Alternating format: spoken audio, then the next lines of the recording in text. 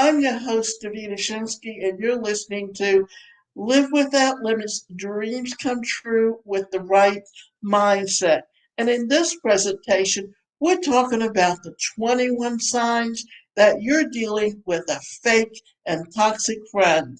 Friends are important in our lives, not just because they are fun to hang out with, but because they occur and occupy a sensitive position in our lives. More than family, more than lovers, friends are greater determinants of the quality of our lives. One can be born without a family and may stay years without a lover and still go on to lead a very pleasant and fulfilling life as long as their friends are great, but not so much can be gotten out of life without good friends. And this is because of the very nature of friendship. Unlike family, where they are bound by blood, friends exist because of mutual interest and love for each other. And unlike romantic relationships, which require intimacy and other forms of bond, friendships exist without constraints. That is unlike family. You are not forced to be friends because you have the same DNA, and unlike a romantic partner, you're not bound by law or marriage, but simply because of mutual love and respect. And it is because of this realization that your friends are there for you by choice. That makes friendships a perfect net to fall back to when things aren't going so well in the family or romantic relationships department. Friendships are perhaps the most important and influential relationships one can have throughout their lives. It essentially determines how far one can go and what one can withstand. Hence, the relationship must be real and not fake. So, what we're going to give you now are the 21 signs to help you realize when you are dealing with a fake or toxic friend. There's no denying that a true friend is someone who understands, supports, and remains loyal to you no matter what the circumstance. Fake friends lack those three essential qualities. Hence, the fake friend world compete with you. While it is good to hang out with people who push you to be more, it becomes problematic when they are constantly trying to outdo you, when they are always trying to steal the spotlight or outdress you or even rival your opinions and ideas rather than compliment them. Gossip about you. Fake or toxic friends spread sensitive and sometimes false information about you behind your back. And while it may be hard to detect at first, you should make it a point to note which friend you told what. Talk down on you, perhaps out of jealousy or in an attempt to soothe their bruised ego. Toxic friends would say harmful things to you without caring much about how you feel. Downplay your success.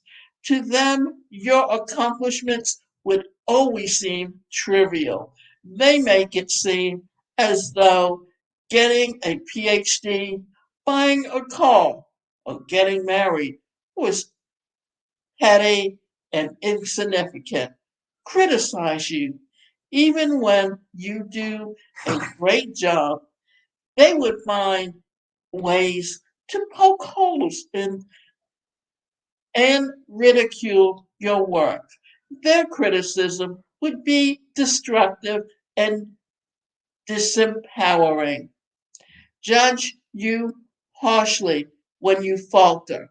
They would torture you about your insecurities, mistakes, or poor judgments. In fact, they may even rejoice at the opportunity to do this because they want to see you suffer.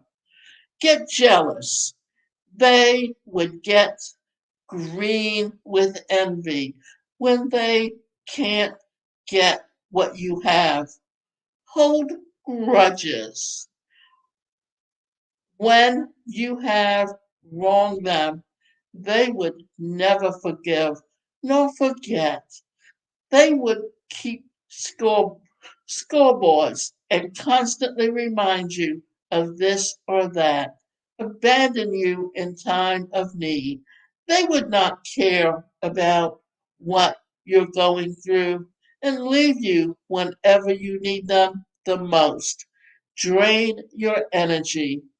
They would suck the life out of you and they would exhaust and frustrate you rather than excite and comfort you. Fight with you. This could be physical or verbal or even a combination of both. Disrespect and lie to you. They can't, they couldn't care less about your feelings, and with their envy comes disrespect and lies. Stay detached and self-absorbed. Fake friends would make little or no attempt to get closer to you and know you more. And if they do, they would only bore you to tears with endless ramblings about themselves. In fact, fake friends don't care about the friendship. They don't care if the relationship ends or whether it continues. Associate with people with questionable character. Seldom do well cultured people associate with hoodlums. Hence, having a friend who has friends that you wouldn't associate with is a serious flag. Get jealous of your other friends. This shows neediness and lack of self worth. Are hypocritical while they judge you harshly for your wrongdoings. They won't feel remorse for their mistakes and shortcomings. Undermine your boundaries. They either interfere too much in your personal life or they want you to bear their responsibilities and become miserable just like them. Won't defend you, both in your presence and in your absence. They even share your secrets and stab you behind your back, gaslight you. They would find nasty ways to make you feel paranoid or make you feel like you're overreacting. Use you for their emotional and financial support, or simply seek to benefit from your connections and influence alone. And finally, your gut tells you something is off. If a friendship doesn't feel like a safe space, maybe it isn't friendship. Maybe you should be more honest with yourself and the individual and reevaluate things. Long story short, the truth is that a healthy friendship all boils down to healthy individuals. If your self esteem is okay and you love yourself and have a clear vision for yourself, you would naturally feel irritated by dishonest, two-faced backstabbers. This is why you must cultivate self-love and also trust your guts and instincts. A good friend should make you feel relaxed and lower your guard, not keep you on your toes and make you anxious. In general, if you can't trust them and their intentions or dread being around them, it might be time to reevaluate friends or end it all together. One thing I remember growing up is that, especially in the 60s and 70s, it was always competition in how you dressed, what your parents did, what their profession was, who was better than the next person. And often when they went off to college, it was like all of a sudden things began to change because it didn't matter who your parents were. Now you were on your own and you had to learn how to make friends. You had to learn how to respect other people. Because what happens to kids is they're cruel and they don't realize the things they're doing is being cruel. And if they see someone that's different and they don't understand what it is, then that makes them even worse in how they treat you.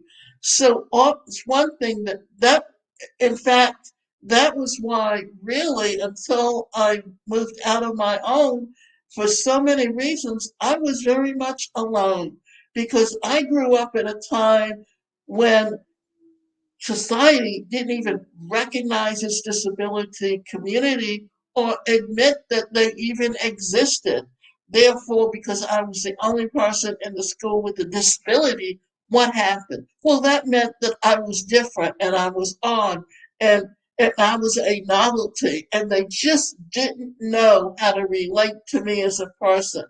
And there's a poem that I have that really fits into it, and it's called The Credo of Support.